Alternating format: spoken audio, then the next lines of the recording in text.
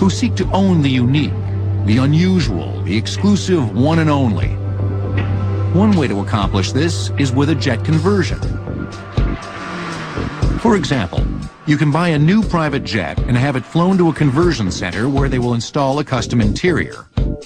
Or you can pick up a previously owned jet and let a conversion center upgrade the avionics and the interior. You can even buy used military jets that are already converted to meet current FAA standards. That's what Michael Dorn did. If you don't recognize him without his makeup, he's the Klingon Lieutenant Worf from the popular television and film series Star Trek: The Next Generation. Michael's also been an armchair expert on aviation for 30 years, a pilot for almost 15, and has been flying jets since 1992. I've gone from regular airplanes, Cessna single engines, to twins, to jets, to military jets, ex-military jets. I had a T-33, an F-86. My passion is military jets right now. The first professionally converted military planes were World War II bombers and transports that were made into corporate carriers for VIPs.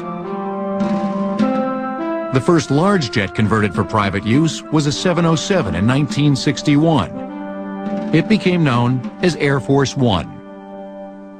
In the 50s, North American came up with the idea of taking the Sabre jet, which was a very popular and very strong design, and make a passenger jet for the military, for the Air Force. And if you look at this airplane and the F-86, you'll see same designs in terms of the wing and the landing gear. So they took all the best things about the Sabre jet and incorporated this airplane. The Sabreliner also offers a very roomy cockpit, as well as remarkable speed and range. It does 0.82 Mach, which is 0.82% speed of sound, all day long. It has a high ceiling. It can go up to 45,000. And also the range is about 1,400 miles. So it's one stop cross country, either way, no matter what winds you have. Although the Learjet, which is the other airplane I was looking at, has this blazing speed off the ground. Once this airplane gets going, it is just as fast.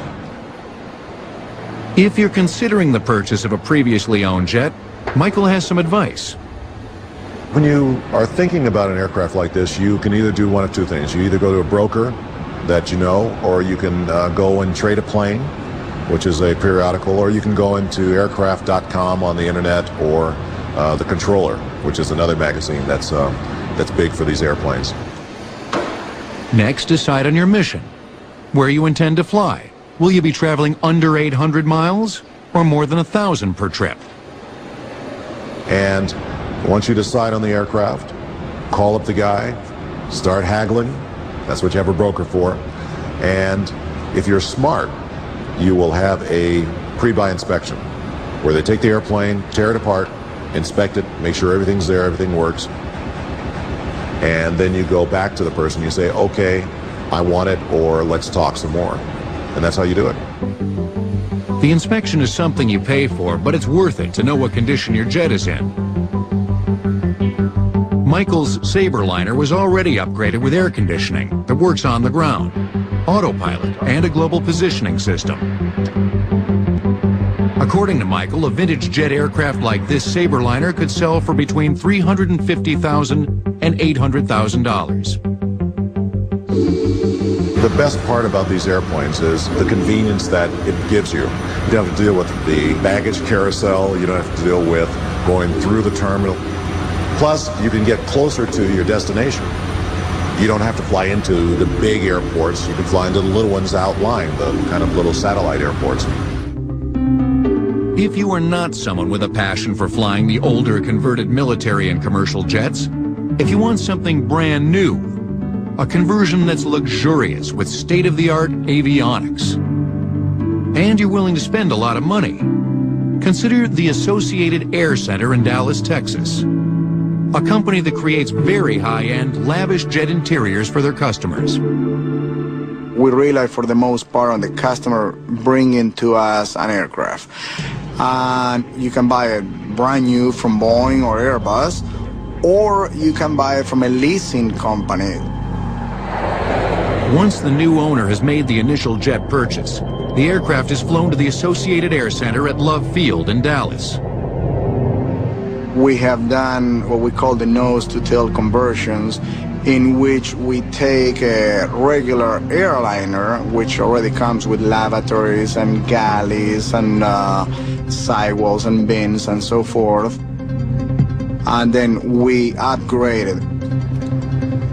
We convert it into a VIP.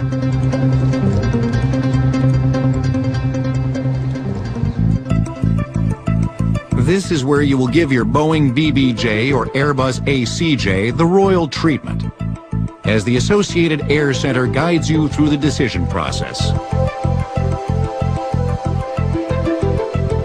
First, you get a reading from the customer. What do you want your aircraft for? Is long range, short range? Do you want a bedroom, or you rather have a lounge or a meeting area, a dining area? Then we try to get an idea of the budget that the customer has in order to start picking fabrics and stones and veneers and finishes and plating of the metal parts. Another area that is very important to our customers is the entertainment. So we sit down and try to define how many sources, how many viewing areas, how many monitors, if any. Ron Tudor, president of the Tudor-Saliba Corporation, an international construction company, wanted an elegantly outfitted Boeing BBJ to use for both his family and his business. He sent his jet to the Associated Air Center. The engineers and designers turned the BBJ's empty interior into a luxurious airborne home for a family of 4 that could also double as an airborne office, conference room, and hotel suite.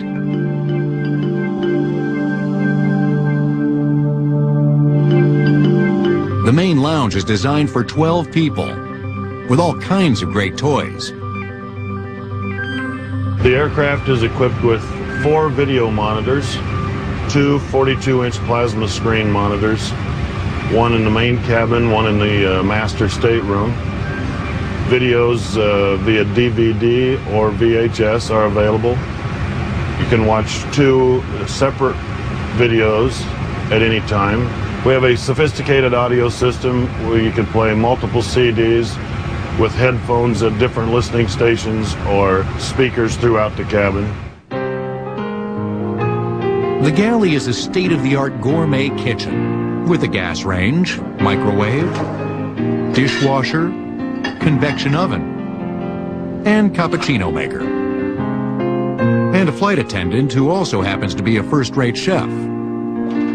Between the main lounge and galley is a marble wet bar that's fully stocked. Then right behind it has a guest lavatory and what we call a kids room for the principal's children. And then the master suite with has a big bedroom and a big lavatory with a shower. So it's set up more like a home, away from home. In my 9 years with the company and 30 years in the business, I don't recall ever doing 2 airplanes alike. And basically that's what people are looking for, the exclusive, the personal touch. The cost of this type of conversion will run between $12 and $15 million. But if you don't happen to have the price of a new BBJ and another $15 million for the custom interior, consider a do-it-yourself jet. At Maverick Air in Fremont, Colorado, they're hard at work creating a twin-jet aircraft you can build from a kit. With an estimated range of about 1,000 miles. It will cruise at a maximum speed of 440 miles per hour.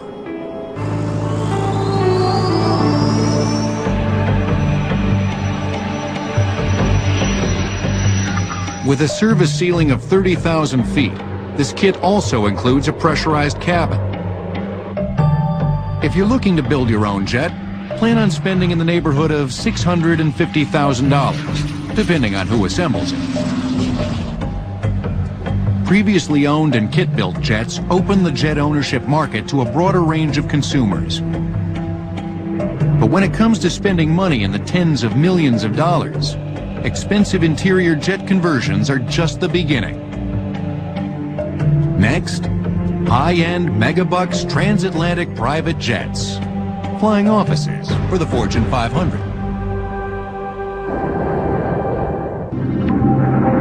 When it comes to high-end business jet travelers, there is a new must-have. Private jets the size of giant commercial airliners. These office suites in the sky are capable of traveling across whole continents and oceans without refueling. The most popular are built by Boeing, Bombardier, Gulfstream, and Airbus. Some of these companies won't even discuss price, unless you're a serious buyer. But figure these aircraft will cost anywhere between $35 to $50 million. So, who buys these lavish airborne corporate suites?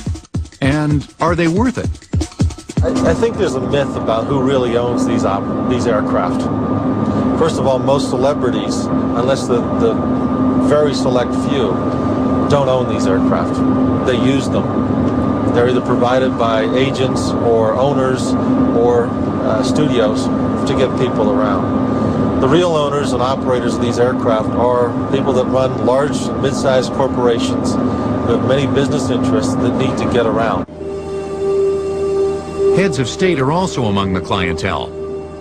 In the late 1990s, Kuwait Airways bought 3 Gulfstream 5s for that country's senior government officials. A Gulfstream 3, or C-20, was assigned to General Norman Schwarzkopf at the beginning of Desert Shield, which became Desert Storm. It was given to him on a 24-hour-a-day, 7-day-a-week basis. It became his flying office, his command center, and the best way for him to communicate with the military leaders and advisors of all of the Mideastern countries. The concept of this flying corporate office obviously appeals to some people. It's phenomenal how big it is, how roomy it is. You can have conferences going on in one conference room. You could set up another conference room. You could have secretarial staff in there taking care of things. Your data links to corporate headquarters to make sure you're connected. You can take the show on the road.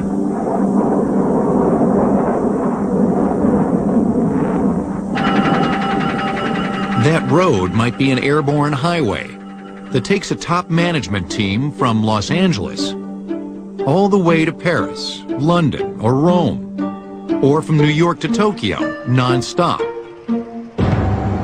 The first of these super long-range business aircraft to hit the market was the Gulfstream 5 in 1997. The Seagram Company was its first customer.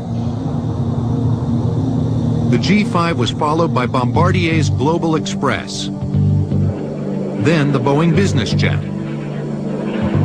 The European-manufactured Airbus A319 corporate jetliner became available in late 1997. The Airbus corporate jet is comparable in size, function, and price to the BBJ. Although with 6,000 cubic feet of living space, it is a bit larger. But there are other differences, like its Category 3B all-weather landing system, used for low-visibility landings, 50-meter runway visual range, an important operational capability that's not found on many commercial airliners or corporate jets. The Boeing Business Jet, or BBJ, is a deluxe version of its 737 commercial jet, designed especially for corporate and VIP clients. Inside the cabin, there are 807 square feet of floor space, larger than some apartments. To expand the range on the Boeing business jet, they've added winglets. This increases the airflow over the wing, which steps up the efficiency by approximately 5%, making it possible for the BBJ to land in less than 6,000 feet of runway. But that's not all. It's equipped with TCAS, which is Traffic Collision Avoidance System, lets us see other aircraft in our vicinity to avoid them. It is also equipped with wind shear avoidance system. In weather conditions that might be dangerous to the aircraft, it alerts us prior to us entering those. The addition of auxiliary fuel tanks provides owners with a business jet that has a maximum range capability of 7,100 miles. Bombardier, the company that bought Learjet back in 1992, also builds another business jet, the Global Express. It has an overall length of 99 feet and a wingspan of 94 feet, and is the only aircraft in this class that's built from scratch. The others are modified versions of aircraft that already exist. The Global Express is really the pinnacle of aviation technology.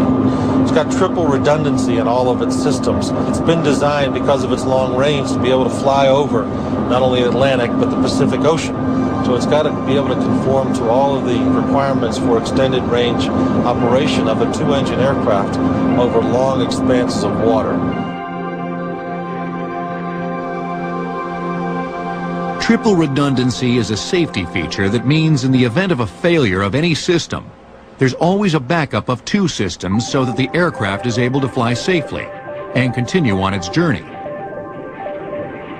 It's got onboard computers that can help do diagnosis of any technical faults that exist and communicate those automatically to ground stations so that if a repair is required or a part is required, that part can be dispatched or shipped while the aircraft is still en route to its original destination.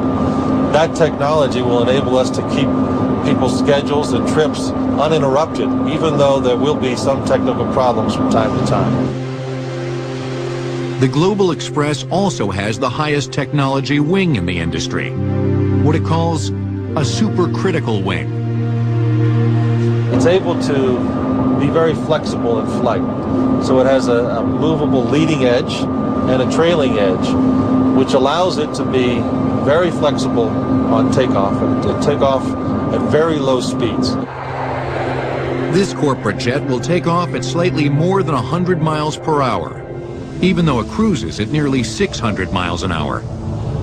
So as I like to say, the Global Express can float like a butterfly because it's very docile, but it can fly at very high speeds because after you take off and climb, it's able to reshape the wing to a very efficient cruising structure.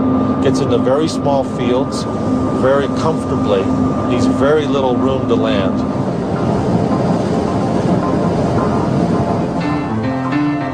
The fourth corporate jet in this category is the Gulfstream 5. Inside the cabin, it's just over 50 feet long and 7.5 feet wide. Plenty of room for the Gulfstream design team to create its plush interior to the client's specifications.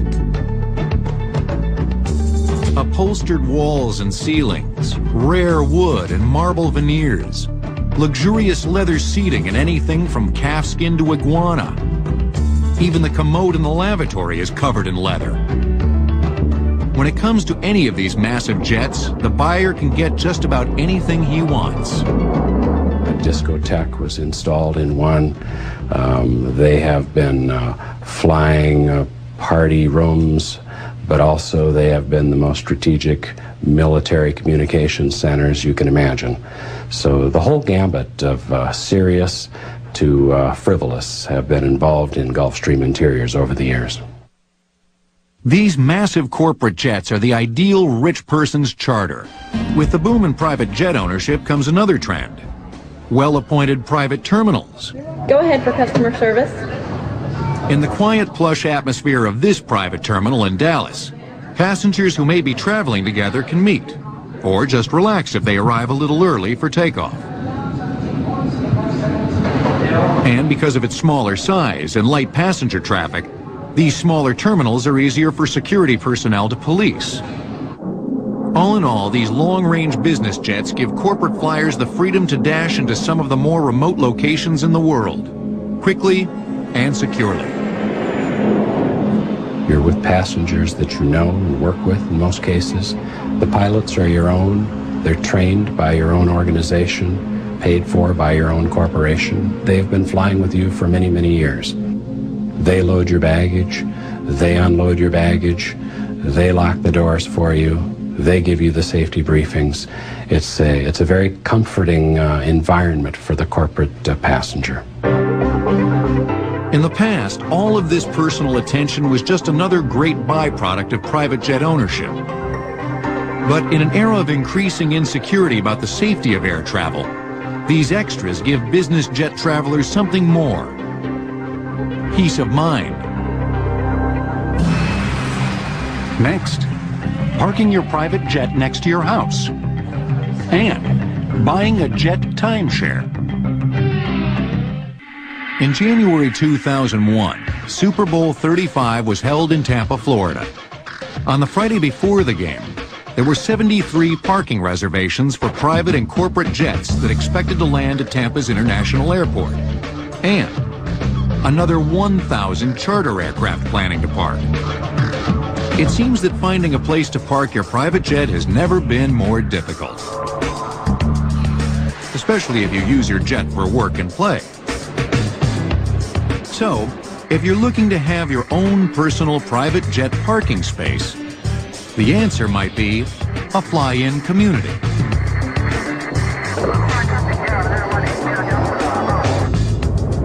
A fly-in community is a place where homeowners have hangars either beside or near their houses, with taxiways that lead to an adjacent airport. A well-kept secret, these unique communities have been havens for private prop plane owners since the early 1970s.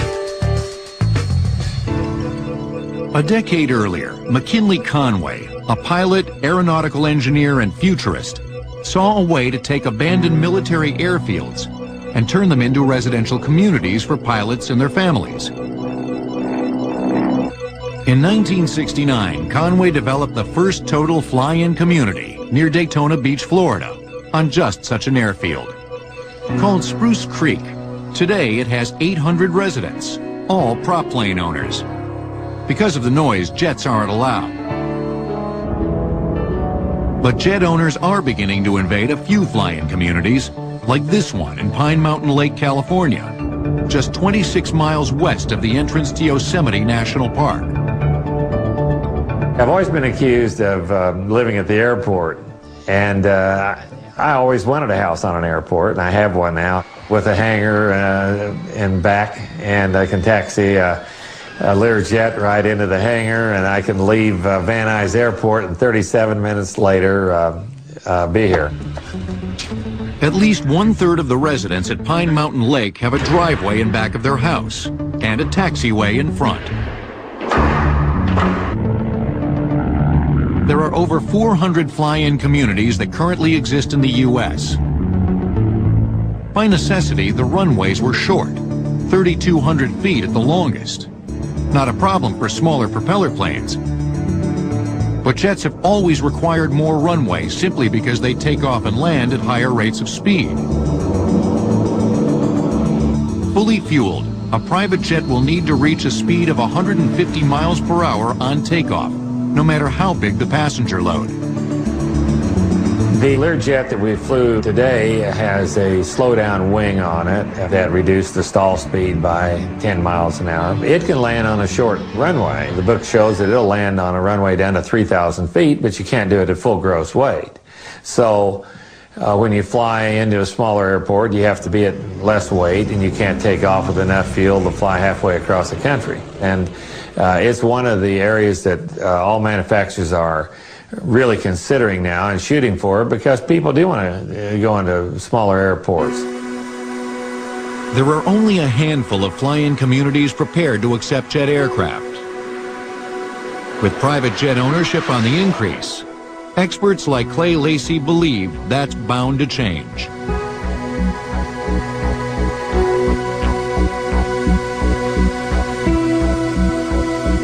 But what if you or your company can't afford your own private jet, let alone a house with its own hangar? There are a few alternatives, like fractional jet ownership. Everyone in the aviation industry says this is, without question, the hottest new idea in air travel. The arrangement works something like a timeshare. Corporations can buy an eighth or a 16th or a quarter share of a very expensive jet, use it 100 hours a year and pay a monthly service fee, and not have any of the flight crew requirements or training or anything else involved with jet ownership. Legendary investment guru and billionaire Warren Buffett believed so strongly in the growth potential of fractional jet ownership that in 1998, Buffett purchased Executive Jet Incorporated and its NetJets fractional aircraft ownership program. You know, when you get a chance to buy the best company by far and a company in an industry that's going to go gangbusters, I mean, you better sign the check. Surprisingly, this idea has been around for at least 15 years. In 1986, Richard Santulli, the chairman and CEO of Executive Jet, introduced the concept of fractional aircraft ownership. He called that concept NetJets because his vision would be that NetJets would be a network of business jets that would first blanket the US, Europe, and then the balance of the world. One advantage of fractional aircraft ownership is that it allows customers to purchase the exact amount of annual flight hours they might need. We sit with our NetJet owners as they are evaluating what their flying needs are, and we help them determine, do they need 50 hours a year? Do they need 100 hours a year? Do they need 150 or 200 hours a year? With 12 different aircraft types to choose from, customers get a chance to sample most of the mainstream private jets on the market. For a fellow like myself, who has a 500-mile mission one day and a 1,500-mile mission another day, and sometimes takes a lot of people with him, sometimes travels alone, fractional ownership just makes nothing but sense. Next, how to choose the fractional jet that fits just right. Since the late 1950s, the private jet has been the ultimate symbol of wealth and prestige. But the supreme status symbol became more accessible in 1986, when a company called NetJets introduced the idea of fractional ownership, allowing companies and individuals to buy timeshares in private jets that suit many different needs. The type of jet is dictated by the length of the trip. A Gulfstream 5 or a Boeing BBJ would be the perfect aircraft for an intercontinental flight from New York to Milan, or New York to Moscow non-stop. But a trip from Columbus, Ohio to Newark, New Jersey doesn't require an aircraft that's designed for intercontinental travel. A Citation 5 Ultra would do the job for much less money, without giving up any comforts.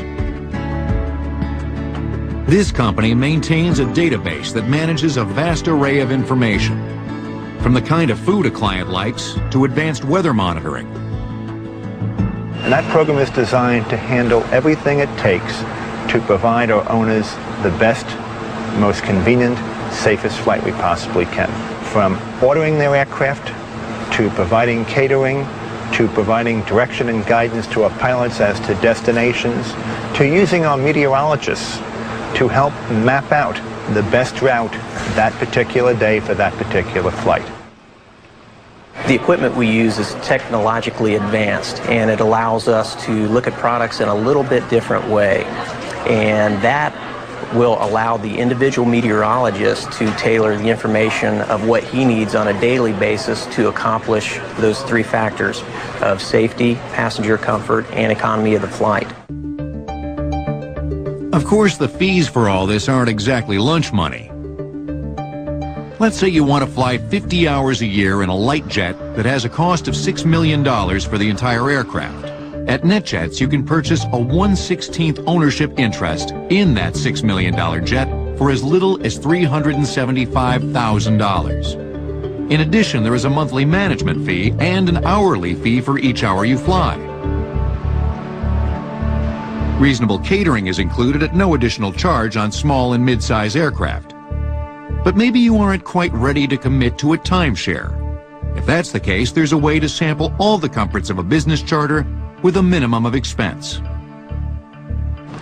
Hi, this is Dan at Skyjet. How can I help you? It's called Skyjet.com. They offer an online service that lets customers buy unused seats on corporate charter flights. You should have that within a half an hour. What Skyjet is a central place using the internet where customers and suppliers of aircraft can come together. Our basic mission is to make using a business jet as easy as it is to book a commercial jet. Trevor Cornwell knew there were close to 1,500 jets all across the country that were available for charter. But nobody knew where they all were at any one time. Time on it. He discovered a way to collect that information and put it into a user-friendly database. For example, a corporate flight might carry a group of executives from New York to Los Angeles for a week-long business conference.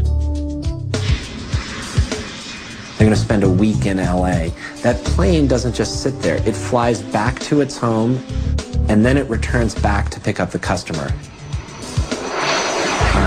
That's the magic place in business jets, because you can actually book a trip on that empty leg or dead leg when the plane is flying back from where it's dropped off a customer. We've set up an auction system where you can go in and you can say, I want to take that LA to New York flight, and this is how much I'm willing to pay for it. If he can't do it for me, The highest bid wins the seat on the corporate jet.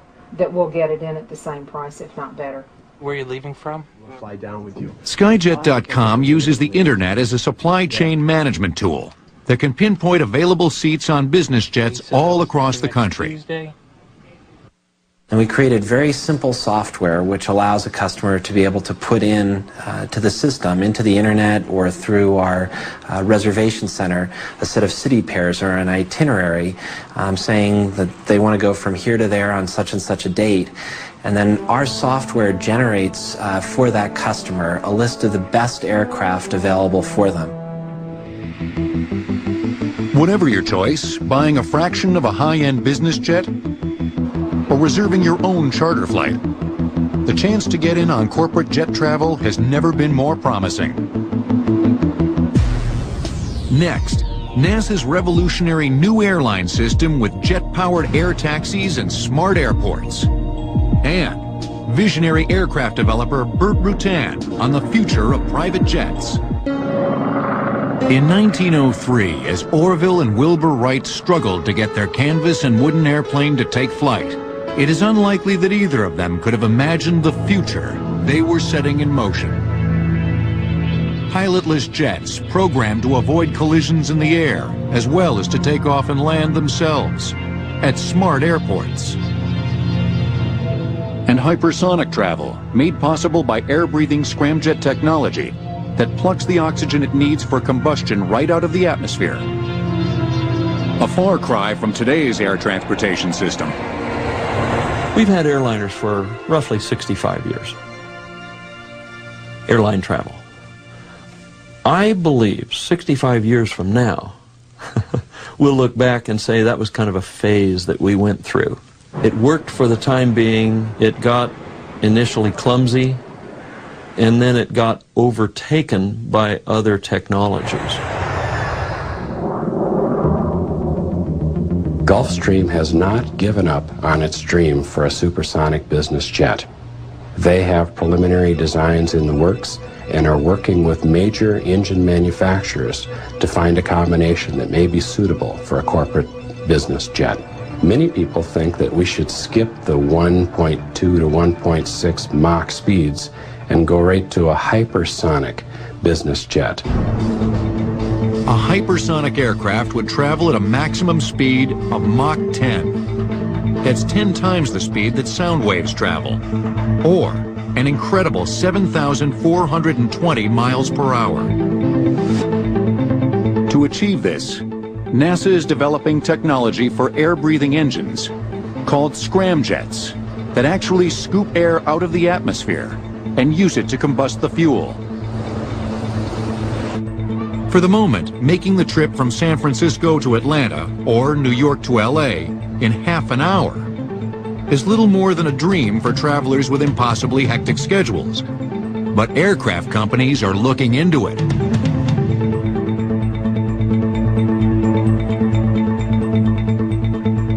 NASA has also been quietly developing a revolutionary national airline system design. They call it SATS, Small Airport Transportation System, and if it's implemented, the number of private jets will increase substantially. SATS will have a different look, touch, and feel to it than flying in the hub and spoke system. You'll be able to go from 10 times as many origins to 10 times as many destinations. With the current hub and spoke system, in order to fly from Los Angeles to Miami, you might begin your day with a long drive to LAX. But instead of flying directly to Miami, you might have to change planes in Dallas-Fort Worth or St. Louis or even San Francisco, depending upon which airline you choose. That adds even more hours to your travel time. Suddenly, a trip that should take 5 hours is taking 10 or 12. With SATS, you'll be able to fly directly from a small airport near your home or office to a small airport near your destination, saving as much as 5 hours or more. In the beginning, these small airports, which already exist all over the United States, would be served by a fleet of air taxis, small jets making short hops of under 500 miles. In fact, Eclipse Aviation of Albuquerque, New Mexico, is in the final stages of refining and testing its Eclipse 500, a 6-seat entry-level twin jet with a projected selling price of only $838,000. These aircraft will be used to operate air taxi services throughout North and South America. NASA estimates that within 10 years, we'll see a significant change in the way we travel by air. The way SATS would work in the future as we envision it is that you'll open up your cell phone or your digital communicator pocket device. There will be an icon on the screen. So you hit that and the screen will open up and the screen will say, I see that you're in the San Fernando Valley area and the closest airport to you is only about 1.5 miles away. Would you like to leave from there? And a message comes back and says, we can pick you up in 2.5 hours. There are 2 other people who want to go to Grand Rapids. And if you're willing to fly with these folks, the price of the ticket will be, it'll print it out. And you want to do that, yes or no? And, by 6 o'clock or so in the evening, you're in Grand Rapids. The aircraft as well as the airports will be smart, meaning the computers will be able to speak to each other, making takeoffs and landings the business of computers, not air traffic controllers and pilots. The computer in the airplane knows where you want to go. It actually computes a highway in the sky for you. And that highway in the sky appears on the screen in some form as an intuitive graphic depiction of the flight path you are to follow. And that computation has solved the problems for you associated with where's the weather, where's the traffic, where's the terrain, where are the obstacles, where do I need to go next? The FAA and the American aviation industry are cooperating with this effort. Alaska 96, hold for the Delta 10. NASA figures that SATS will reduce transportation times to more communities by half in 10 years, and by 2/3 in 25 years. But the immediate future of private jets may look like this prototype, built and tested by visionary aircraft developer Burt Rutan for Visionaire of St. Louis, Missouri. The aircraft is called the Vantage. We set out to build an aircraft that was both fast, affordable, comfortable, but also one that was environmental friendly.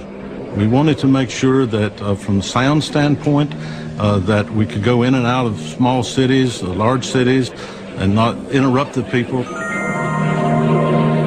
In order to accomplish this, Visionaire chose a Pratt & Whitney JT15D5 turbofan, or fanjet engine, known for being extremely quiet. They also decided on a single jet engine with dual intakes, rather than twin jets. Jet engines are so reliable that a single engine business jet would still be many times safer than even a twin engined airplane that has propellers. For one thing, if you have a single engine airplane, the FAA requires you to design it so that its stall speed or minimum flying speed is relatively low. And what that means is if you become a glider and you land out in a field somewhere, your chances of survival are very good compared to very poor if you land real fast like a common business jet.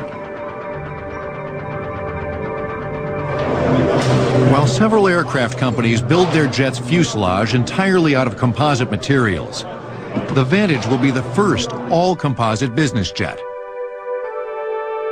The composite construction techniques use computer-controlled automated machines to literally weave the structure from individual carbon fiber threads over a composite epoxy honeycomb core. The Vantage's airframe is composed of this material that is then crafted into a seamless fuselage. You can mold this in very large parts, and therefore you don't need all the rivets that you use in other airplanes where you have to use a lot of smaller parts. And with composites, you can get beautiful compound curves, so it makes a far more aerodynamic airplane. It's really the wave of the future as far as we're concerned in general aviation aircraft. With 6 passengers and 1 pilot, it will have a range of 1,000 miles at a maximum cruise speed of over 400 miles per hour. It will fly up to 41,000 feet, which takes it higher than most weather. And it will land on a runway that's only 2,500 feet long. We feel that there's a tremendous future going forward for private business jet, but also there are going to be personal jets that sell for about half of what this jet does. And as we look to the future, we're going to see many, many thousands of jets built. And in fact, we'll start seeing people trained in jets rather than in propeller aircraft. But with smaller jets, more airports, and an increase in air traffic, there's always the question, won't the skies become too crowded? Some people think they're too crowded already. Anyone that says the skies are crowded, ask them to run outside and look up. Anywhere. And in the most congested areas, on a very clear day, when you can see 20,000 cubic miles of air, you might see 2 airplanes, at the most 3. But what about a more distant future? Burt Rutan envisions small future airports that operate something like aircraft carriers. Currently, an aircraft carrier wastes the energy from trapping an aircraft as it lands. Rutan believes this energy can be used. Essentially, you can put 20 airports right downtown just by stacking them. And an airplane comes in and is decelerated in 200 or 300 feet. And then the energy of decelerating that airplane is used to accelerate the next airplane. And that can be done much quieter, much more convenient. In a single century, we progressed from horses and buckboards to 2 cars in every garage. Whatever the long-range future of private jets, it is clear that the way we use large airliners and airport hubs today is in a state of transformation. Private jet ownership may write the next chapter in our transportation history. In a sense, we put wheels on America in the last century. I don't think it's too far of a stretch to picture that in the 21st century, in a like way, we could put wings on America.